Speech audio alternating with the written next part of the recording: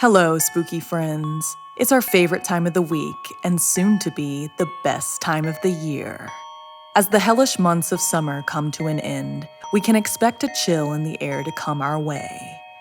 It's the perfect setting for scary stories, and I will be here to make sure your dark desires are satisfied. We go about our lives caught up in the day-to-day simple problems of family, school, and work. But we forget that the devil and other evil entities are always looking for an opportunity to take us down. So if you're not careful what path you're headed down, it could be the path to hell. First, the sea beast of Ireland, followed by all roads lead to hell. Then, it follows. Finally, in our featured story, deadly cult obsession. We receive hundreds of creepy story submissions every single week. And of those, the scariest ones make it into our podcast along with the story that we've chosen to animate and post over at youtube.com/snarled. If you have a tale you're dying to share, send us an email at somethingscary@snarled.com. So, wanna hear something scary? Portal to Hellfire. It's difficult to tell when the devil is playing a trick on you. Hopefully, you'll live to tell about it. Like in this story, inspired by Holly Phillips, told to her by her granddad. My great-grandfather Jack lived in Ireland. He was a builder by day, but a fiddle player by night. That was his true calling. Everyone knew he played, and he would be called upon for weddings, birthdays, and occasionally the last-minute get-together. "Send for Jack," they'd say. One night before he left for work, someone passed along a message requesting he attend a private party near the Wicklow Mountains. It was a remote location on the side of a cliff. Jack didn't even realize there were people out that way. It was pretty late, but with his fiddle in tow, he headed toward the mountains. He drove carefully down a dirt road where the waves were smashing against the rocks. Opposite the jagged cliffs were marshes. As the waves crashed, he felt a shiver down his spine. In our family, that superstition meant someone was walking across your future grave. He pulled his car over, rethinking the message. He didn't know whose party this was, and he was beginning to feel uneasy about it. It was getting darker by the second, the clouds were rolling in fast, and the weather looked as if it was about to turn. His gut was telling him to forget the gig and just go home. He was about to start the engine when he heard what sounded like hooves, but it looked deserted outside and not at all safe for horses. Getting out of his car for a better look, he could see there was nothing around. Then, all of a sudden, he felt a hot, heavy breath on the back of his neck. His entire body froze. A stench like rotten meat creeped around his head and went straight into his nostrils. His hair stood up on end. Slowly, Jack turned around and he was startled to see a man's chest. The rest of the man towered over him, sitting on top of a horse. But when Jack looked closer, he was horrified to see the man had no legs. He was part of the horse. His torso was grafted onto the body of the beast. He was completely hairless, translucent in the moonlight. The entire surface appeared as raw, bloody flesh with thick black blood coursing through its veins. Its ligaments and muscles writhed with every movement, arms long and ape-like and hung down to the ground. Instead of fingers, it had claws, and instead of two eyes, it had one huge blood-red opening in the center of its face. Jack lunged for his car door, but the creature blocked him. He took off on foot, the beast's hooves thundering behind him. Jack cried out to God to help him as he ran, mindful of the dangerous coastal road as well as the beast behind him. The creature was closing in, reaching its long, slimy claw out towards Jack when suddenly, it started to rain. The creature raised its singular red eye to the sky and screamed. The howl echoed through the cliffs, as loud and horrific as 100 tortured souls. Then it completely vanished into a pool of bloody ooze. In shock, Jack stumbled back to his car. He drove around for what felt like hours trying to find the location of the party, but it was nowhere to be found. Jack finally arrived home past midnight. He raced into his house, drenched from the storm and still shaking from his encounter with the vanished beast. He told his wife everything and they prayed together, thankful for his safe return. He barely slept that night, tossing and turning, imagining the sound of hooves, the rotten smell. The next morning, as he stumbled into work, his colleague laughed, presuming Jack was fatigued from a late night of fiddling. Then he saw the troubled look upon Jack's face. "I didn't make it to the gathering. I encountered something rather odd and frightening on the way." As Jack told the story, his colleague's eyes widened. "Did it touch you?" he cried. "Answer me, Jack. Did the beast leave a mark upon you?" Once Jack reassured his colleague it had not, he begged to know what creature he had met with. And so he learned of the Nuckelavee, the devil of the sea, a hairless, skinless sea demon able to roam freely on land. Its only kryptonite was fresh water. It cannot exist without salt from the ocean. Jack had been able to escape due to the rain. They were sure the false invite to the party in the mountains had been a trap planned by the devil himself. Although Jack had narrowly escaped the Nuckelavee's clutches, by all of my family's accounts, he was never the same after that horrific night, constantly haunted by the sound of the phantom hooves. Have you ever felt like you were being lured somewhere, like you were in danger from something supernatural? June's Journey is unlike any other game you'll find online. It's a mystery and a thriller, both of which I love, and it's set in the 1920s, which gives it a real vintage vibe. And now June's Journey is celebrating its 5th anniversary starting September 19th. So they're going to be bringing out special events, rewards, and decorations. It's going to be even more fun, and it will feel like you're completely immersed in the adventure of finding clues and solving mysteries. I've had several of these moments with June's Journey, and in this game, you play as June Parker, an amateur detective. So it's more realistic in that respect, honestly. Amateur detective, you know what I mean? It's set in an era of Sherlock Holmes, so it totally transports you to another world. The mysteries are so fun to figure out, like seriously, like so much fun. I mean, especially when like you have to really think about it, you know, how to crack the code and things. Then, like I was saying before, you'll have to put your powers of observation to the test to solve the case. There's always new cases waiting to be solved with new chapters every week, so you never get bored. And if you love the unexplained, like most of us do on something scary, then I promise you, you will also love solving a good mystery. So find your inner detective. Join the 5th anniversary party now through October 2nd. Download June's Journey today, available on Android and iOS mobile devices, as well as on PC through Facebook Games. So tell me what you guys think in the comment section if you played this game. When your life is in danger, you might get help from the most unlikely source. Like in this story, written by Janine Pipe, inspired by the Rhode Island legend, Devil's Foot Road. It was nearing midnight in Wickford, Rhode Island, when Louisa looked down at the man she had just murdered. She felt no regret, no sense of moral wrongdoing. He hadn't been a good man, but then she wasn't a good woman either. She wiped the blood off the knife with her skirt, and she made sure she had emptied all of the pockets of gold. She was about to make her escape and head off into the dark when she heard footsteps approaching. She deftly hid behind a tree, her body already partially out of sight thanks to the fortuitous positioning of a large rock. She tried to keep her breath steady, not frightened, but alert. And of course she had the knife just in case. She could still hear movement, but it seemed far closer than it should have been. There was also a strange smell in the evening air which reminded her of fermented eggs. Wrinkling her nose, Louisa peered out from behind the thick trunk and was angered to see a man looking directly at her. She started to raise her arm with the knife, self-defense kicking in, but he was quicker than she and knocked it from her hand, then kicked it away into the darkness.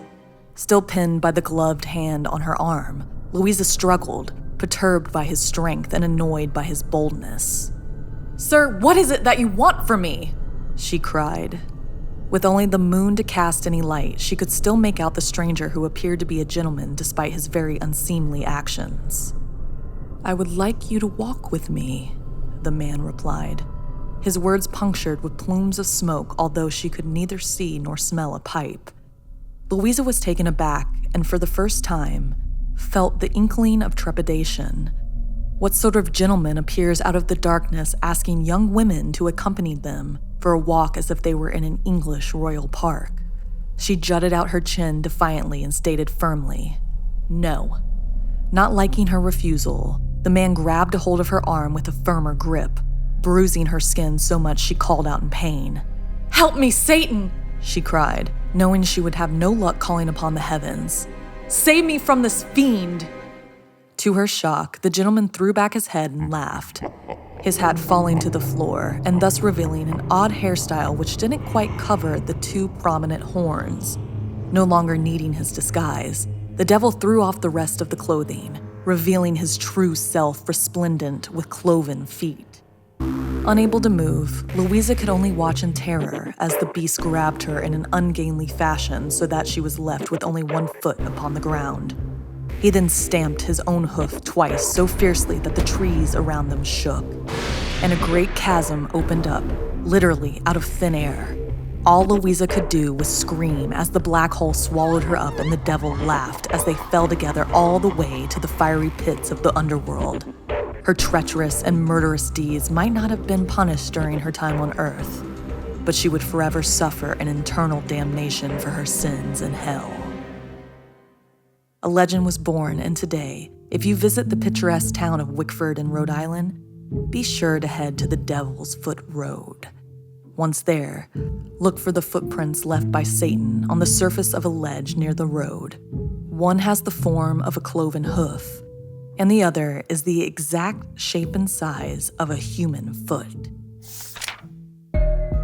Have you ever felt so desperate you would cry out to Satan for help? Have you ever made a deal with the devil? If you've lived to tell about it, tell us your story by sending us an email at somethingscary@snarled.com. Hello, my sweet strangelings. Do you like murders and solving mysteries? Of course you do. You're going to love this new immersive game called Hunt a Killer. Each box is a complete murder mystery you have to solve. So you're the detective and you get all the evidence and you go at your own pace to figure out who the killer is. It's great for game night because you can work together with others, and it's an indoor/chill activity, so you don't have to go out and spend a ton of money. What a great solution, right? Hunt a Killer is available in a range of prices and game styles, including standalone single-part mysteries, jigsaw puzzles, multi-part crime cases, and an exclusive monthly subscription membership.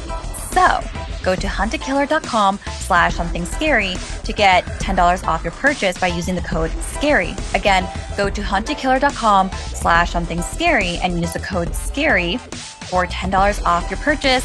I'm so excited for you guys to try it out. It's so much fun. You may just want to hear some scary stories, but the ghosts might want you to be a witness, like in this true story by Megan Sloan. I have always been sensitive to the spirit world, so I'm careful about my interactions with ghosts and entities. They aren't always what they seem. A spirit can be more dark than light, and that can be dangerous. That's why, as I got older, I refused to directly interact with the spirits. That said, I still love a good ghost tour whenever I visit somewhere new. During my many travels, I'd never experienced anything supernatural. It's my understanding that these tours tend to not scare, but discourage the ghost. They don't usually want an audience. Most of my contact has happened when there was no one else around. Spirits can be shy too, all but one. I was in San Antonio, Texas for work and booked a ghost walk on the Riverwalk. Our guide was incredibly knowledgeable. He was careful at the sites we visited and had a much stronger gift than mine, often able to gauge the temper of the spirits at our stops. The tour was entertaining until we reached the Spanish governor's mansion. As the guide began to recount the building's history, my heart started racing, and that flight or fight fear overcame me. I had to use all of my will to stop the onslaught of a sudden panic attack. When he stepped aside so our group could look, I followed him instead, away from the mansion. The guide saw how easy I was along with the one other woman. He called the group over and asked if anyone else felt suddenly afraid and uncomfortable. 2 more women raised their hands. He went on to explain how one of the spirits known to haunt the building often had that negative effect on women. In life, he had abused and even murdered several women and had been hung there as punishment. We continued our tour, and just as my heart rate was beginning to normalize, we reached our last stop, the Holiday Inn at the Riverwalk. The Holiday Inn was a historical site. It was the old Bexar County Jail, the prison where most of the public hangings occurred, including the last with an audience. Many horrible prisoners were held there, and the energy was so bad a crippling headache set in immediately. Our guide finished discussing the building and its awful history, and we crossed the street. As soon as I stepped on the curb, my headache got worse. As we got closer to the building, I started feeling a stabbing sensation in my back and a weight on my chest. I knew something was very wrong to have a physical reaction this strong. I asked our guide how he dealt with spirits, including malicious ones. He told me about Palo Santo, something I wrote down to look into further. During the walk, I kept putting my hand on my chest, trying to help with that feeling of weight, also trying to stretch my back while I walked, hoping to make the feeling go away, praying it was just anxiety. After the tour, I went straight back to my hotel room. Thinking I just needed sleep to make that awful feeling go away, I hurried to my bed. The second my head hit the pillow, however, instead of feeling relaxed, I knew I wasn't alone. "Go away. This is my space and you aren't welcome. Leave," I said firmly, looking around my room. Maybe it would work, but suddenly my body was pinned to the bed. There was a weight on me, pushing my face down into my pillow. I struggled and was able to turn my face when I saw it. The spirit who followed me home. I managed to squeeze out something to say. "In the name of the Father and the Son, I command you to leave." We struggled for a little longer, and here my memory gets hazy. But eventually it left, and somehow I fell into a restless sleep. Early the next morning, as soon as I awake, I began reading about Palo Santo, pieces of a wild tree. It would expel negativity and evil spirits. I was determined to get some as soon as I could. I found a farmer's market and a vendor who had incense, and by some fortunate twist of fate, they had Palo Santo. I bought several pieces, and when I got back to my room, I placed them everywhere, around my bed and under my pillow since I couldn't burn it. That was against hotel policy. It must have worked because that night I couldn't sense anything or anyone who didn't belong. I believe that spirit was pulled back to the prison where it belonged after that night, and I haven't felt it since. That didn't stop me from burning the Palo Santo when I got home and doing my best to cleanse my home of anything negative or malicious that I could or couldn't sense. And I keep a stash of it with me always now, just in case. Coming out of this experience reminded me of how little I know and how ill-armed I was against any evil entity. I'm slowly learning more about how to protect myself, and I've started researching more about warding. And I strongly suggest you do the same. Do you like ghost tours? Have you ever experienced anything otherworldly on any of them? Tell us your story at somethingscary@snarled.com.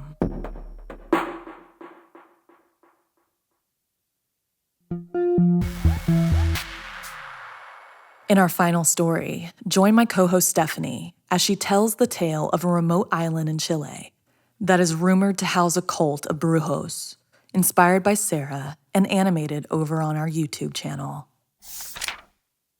Isadora was obsessed with her university class. Learning about the Chile Islands in Chile, she was fascinated with the lore about a cult of male witches, or brujos, that resided deep in the caves.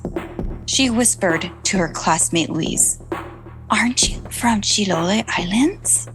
He nodded. Isadora was giddy with excitement. After class, she took him out for coffee to learn more about his hometown. He described it as a magical place. There was a dark fog that took over the quiet forest.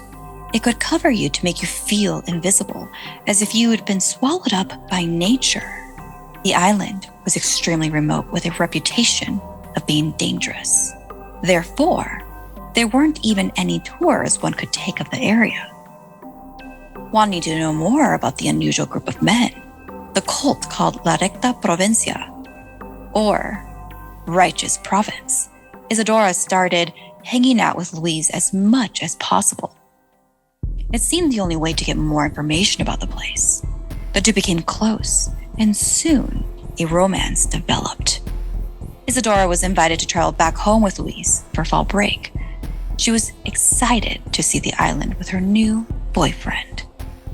The island was even more remote than Luis described. When they finally arrived, Isadora was overwhelmed and an eerie feeling ran through her bones.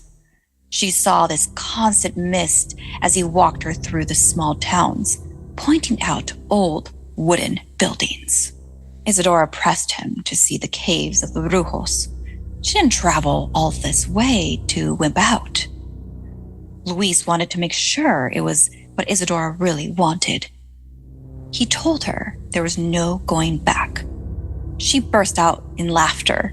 She loved how Luis was playing along, trying to make the experience creepy and unforgettable, especially since it was almost spooky season. Finally, Luis agreed to bring her to the caves.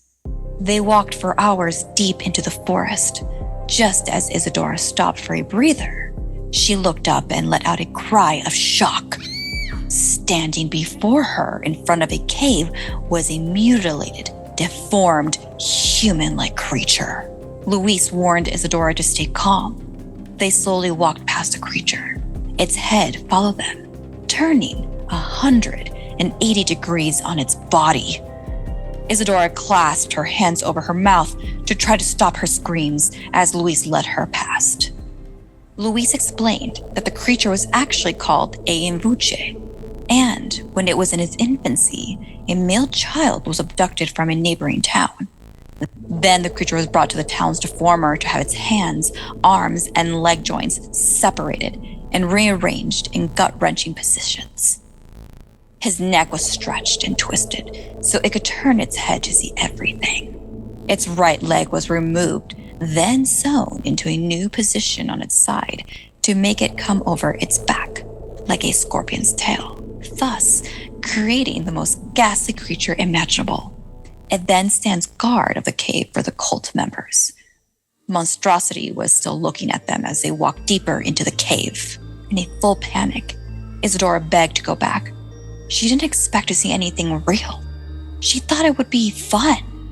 How could she have imagined any of this was true? As Isadora began to cry, Luis turned on the flashlight of his cell phone, illuminating the cave.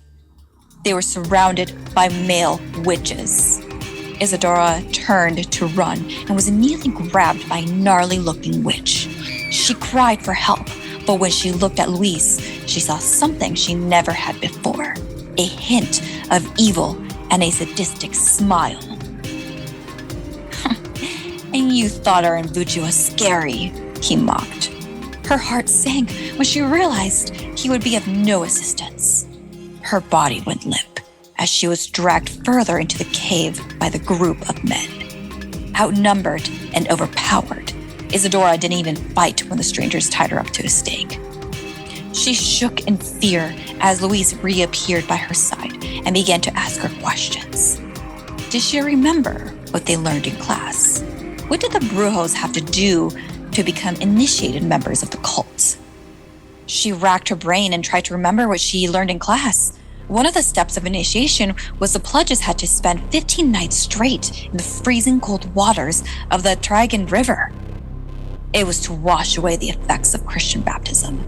Next, they must murder a loved one as a sacrifice to Satan. In exchange for their loved one's death, the devil would give him the powers of the Brujo. That was how one became part of the cult. Luis admitted he had already spent 15 nights in freezing cold water. He had only one task left. As he approached Isadora with a hunting knife, he thanked her. He said he couldn't have done this without her love. As he held a knife to her throat, she looked into his eyes, pleading. She asked why. It's simple. You were the only one I knew who was obsessed with La Recta Provincia.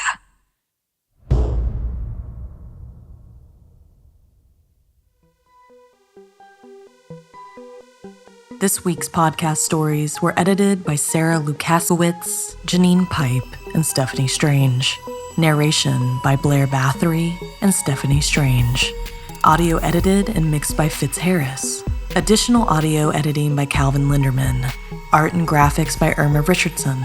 Produced by Anna Villalobos. Executive produced by Gail Gilman. Music by Sapphire Sindalo and Calvin Linderman.